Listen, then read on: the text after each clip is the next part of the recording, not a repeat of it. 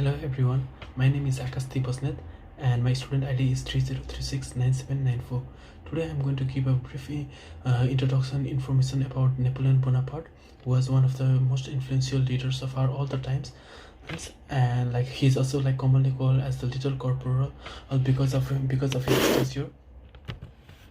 And like a brief introduction about Napoleon Bonaparte is he was born on August 15th of 1769 in Alsace, France, and he died on May 5 of 1821 in the island called Saint Helena.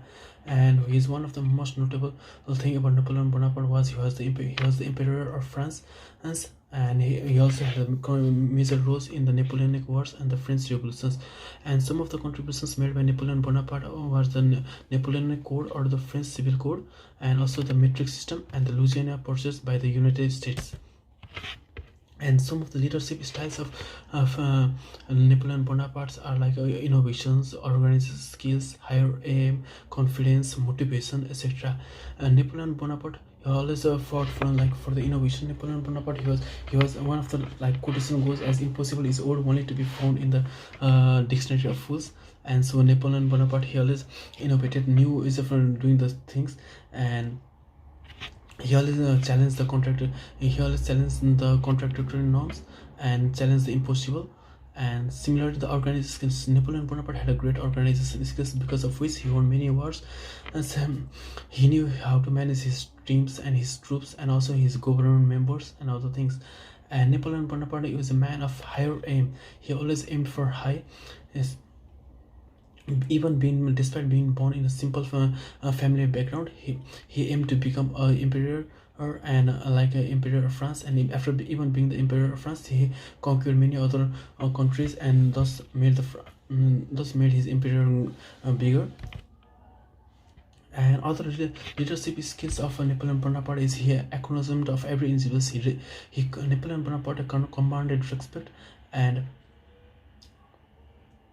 and he also respected everybody else. He also respected even the sergeant or the generals or the corporals or even the government officers. He respected everyone equally, and he also commanded the same respect.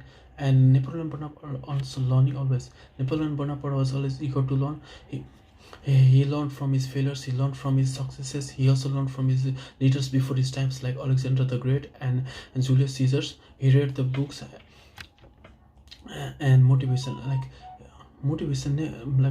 is one of the crucial skills, crucial thing needed for any leadership. We have to be motivated. Any leaders have to be motivated and also have to keep the followers or team members also motivated.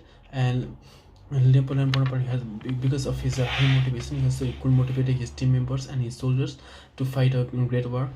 And some of the success stories. Some of the success stories of Napoleon Bonaparte has, like Napoleon Bonaparte, he was an opportunist. He sensed the weak and financial state and poor military performance of his country, and so he couped the French government and became the emperor himself.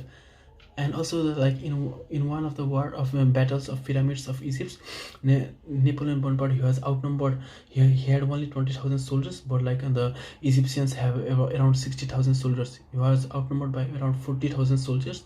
And despite of being outnumbered, Napoleon Bonaparte he because of his brilliant strategies he won the war. And this was like one of the most one of the great thing of like any military schools. And similarly in 1805, when Austria and Russia were planning to defeat France by outnumbering the French soldiers, Napoleon Bonaparte, because of his brilliant strategies, he fought the war single time with Austria and separately with Russia, which made him won the war with less casualties. And this is one of the great strategies recognized in today's military school.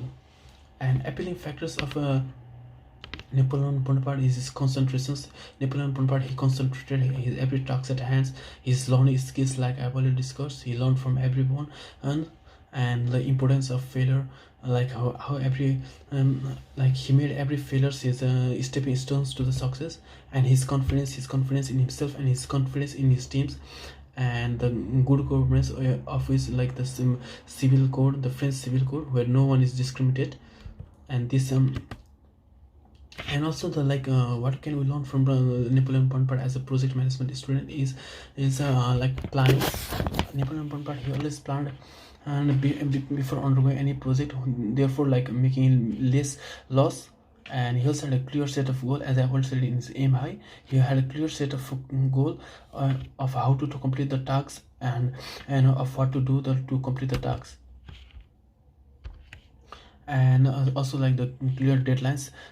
If the deadlines were crossed, then there will be many loss, like a less number of soldiers or the less number of supplies. So he had a clear deadlines, and he knew how to finish the tasks. And also communication. Napoleon Bonaparte, he communicated frequently with his team members, with his soldiers, like however the position may be. And he took everyone's opinions and motivation. And similar, like he was very motivated, and he motivated everyone else.